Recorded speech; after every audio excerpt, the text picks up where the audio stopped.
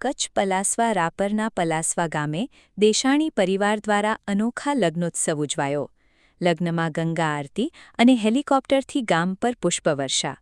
બનાસરસના ભૂદેવો દ્વારા આરતી અને લગ્ન વિધાન કરાવાયા. હજારો લોકોએ ભારતીય સાચી સંસ્કૃતિનો અનુભવ કર્યો. રિક્ષાચાલકથી બિઝનેસમેન સુધીમાં સફરમાં વતન પ્રેમ યથાવત. કાનાભાઈ દશાણીના પુત્રનો લગ્નોત્સવ લોકો માટે બન્યું ઉદાહરણ. પલાસવામાં દેવભાઈ કાનાભાઈ દશાણીના લગ્નમાં ગંગા આરતીએ હજારોની સંખ્યામાં હાજર ઓડિયન્સને કર્યું ભક્તિમય. બનારસથી આવેલા ભૂદેવોએ આ માંગલિક પ્રસંગે ગણપતિ વંદનાથી શરૂ કરેલ ગંગા આરતીમાં ગંગાની સ્તુતિ થઈ ત્યાં સુધી વિશાળ ઓડિયન્સે એક ધ્યાન થઈ આ અનોખા લગ્નમાં ભક્તિના સંગમને સ્નેહભેર માણ્યો. કાનાભાઈ કુંભાભાઈ દેશાણીના પરિવાર અને મિત્ર વર્તુળ સાથે પણ હેલિકોપ્ટરમાં બેસી કર્યા પલાસવા ગામના આકાશ દર્શન. કાનાભાઈના ખાસ મિત્ર અને એક સમયે રાપર તાલુકામાં કાયદો વ્યવસ્થાની સ્થિતિને સુદૃઢ બનાવનાર અને હાલે રિલાયન્સ જામનગરના સિક્યોરિટી ચીફ પીઆઈ આર.એલ. રાઠોડ સાહેબ, રાજકીય અને સામાજિક આગેવાનો, પલાસવા ગામના 18 આલમ, 24 ગામોના ક્ષત્રિય રાજપૂત સમાજની હાજરી આ લગ્નનું વિશેષ આકર્ષણ રહ્યું.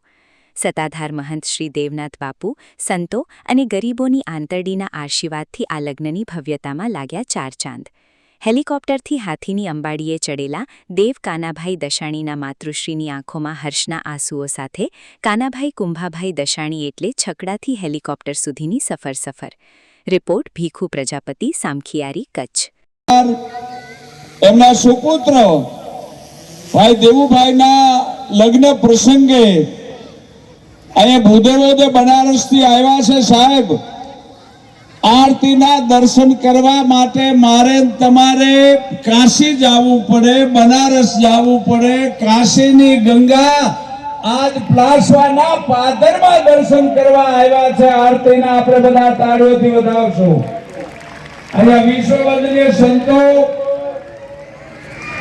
આશીર્વાદ આપવા માટે વરરાજાને એના પરિવારને, દશાણી પરિવારને જ્યારે આવ્યા છે ત્યારે પરમ પૂજ્ય શ્રી સીતારામ બાપુ વિઠ્ઠલાબેન, પૂજ્ય લવજી બાપુ ખોડલધામ મેસરી, જગદીશ બાપુ આપા ગીગાની જગ્યા ડમરાણા, ત્રણે વંદનીય સંતો વરરાજાને અને આ પરિવારને જ્યારે આશીર્વાદ આપી રહ્યા છે ત્યારે ભૂદેવો ટ્રેન કાશી બનારસથી અહીં કરી આપણે બાઉ ગંગાજીની આરતીના દર્શનના જીવનનો એક અલૌકિક લાવો સાહેબ.